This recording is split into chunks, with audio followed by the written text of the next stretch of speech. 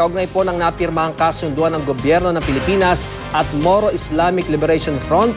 Nasa linya ng telepono si Presidential Spokesman Edwin Lacerda. Magandang gabi po, Secretary Lacerda. Babalikan na lamang po natin si Secretary Lacerda na kinokontak pa rin namin po hanggang ngayon.